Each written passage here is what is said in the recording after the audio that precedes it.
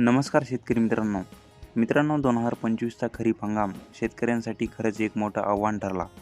कधी अतिवृष्टीचा फटका तर कधी पावसाने दिलेली ओढ.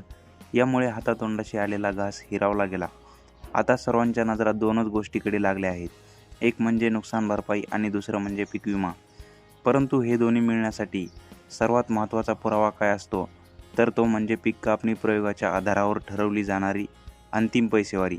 आनंदाची बाब म्हणजे 15 डिसेंबर 2025 पासून अंतिम पैसेवारी जाहीर व्हायला सुरुवात झाली आहे आणि आता हाती आलेल्या माहितीनुसार अनेक जिल्ह्यांची अंतिम पैसेवारी 50 पैशांच्या खाली आली आहे.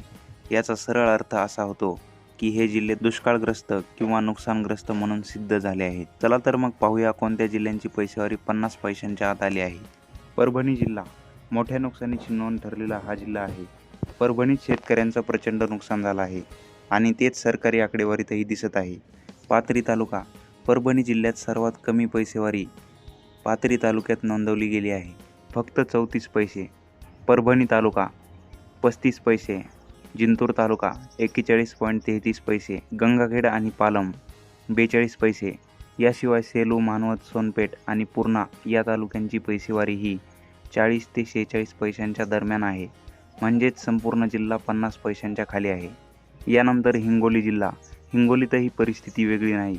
कळमनुरी तालुका 39.87 पैसे, हिंगोली तालुका 44.6 पैसे, वसमत, औंढा नागनाथ आणि सेनगाव हे तालुकेही 45 ते 48 पैशांच्या घरात आहेत. यानंतर नांदेड जिल्हा. सर्वाधिक जास्त बाधित झालेल्या शेतकऱ्यांचा जिल्हा म्हणजे नांदेड जिल्हा. अहिल्यानगर आणि सोलापूरसोबतच नांदेडमध्येही मोठं नुकसान झालं आहे. विशेष म्हणजे नांदेड जिल्ह्यातील बहुतांश तालुक्यांची पैसेवारी 32 ते 37 पैशांच्या घरात रेंगाळते. नांदेड, कंधार, लोहा, मुखेड आणि नायगाव यांसारख्या तालुक्यांमध्ये तर पैसेवारी 32 पैशांवर आली आहे.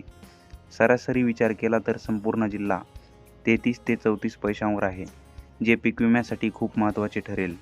यानंतर विदर्भातील अमरावती जिल्हा. विदर्भातील अमरावतीमध्ये तब्बल 1939 गावांमधील अंतिम पैसेवारी 50 पैशांच्या खाली, सरासरी 47 पैसे इतकी आली आहे.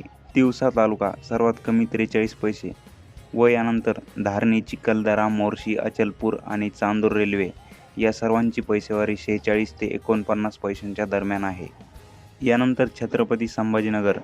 छत्रपती संभाजीनगर जिल्ह्याची सरासरी पैसेवारी 47.81 पैसे जाहीर झाली आहे. पैठण आणि संभाजीनगर तालुक्यात 46 पैसे अशी स्थिती आहे. दुसरीकडे जालना जिल्ह्यातील 965 गावांची पैसेवारी 50 पैशांच्या खाली आली आहे. सांगली जिल्ह्यातील जत आणि संख अप्पर तहसीलमध्ये 54 गावे बाधित असून तिथेही अंतिम पैसेवारी 50 पैशांच्या खाली आली आहे. तुम्ही म्हणाल ही आकडेवारी ठीक आहे, पण आमचा काय फायदा? तर मित्रांनो, हे समजून घ्या, अंतिम पैसेवारी ही पीक कापणी प्रयोगावर आधारित असते. जर अंतिम पैसेवारी 50 पैशांच्या खाली आली तर त्याचा अर्थ त्या भागात 50% जास्त घट झाली आहे. जेव्हा पीक विम्याची आकडेवारी वाढली जाते तेव्हा हाच डेटा आधार म्हणून वापरला जातो. त्यामुळे ज्या गावांची पैसेवारी 50 पैशांच्या खाली आहे तिथे पीक विमा मिळण्याची शक्यता आणि रक्कम दोन्ही वाढते. लवकरच लातूर, धाराशिव, बीड, सोलापूर आणि अहिल्यानगरचे आकडेही समोर येतील. जसे अपडेट येतील तसे आम्ही तुमच्यापर्यंत पोहोचू. मित्रांनो, माहिती आवडली असेल तर व्हिडिओला लाईक करा आणि शेअर करा आणि चॅनलवर पहिल्यांदा आला असाल तर चॅनलला सबस्क्राईब करा व बेल आयकॉनला प्रेस करा. धन्यवाद.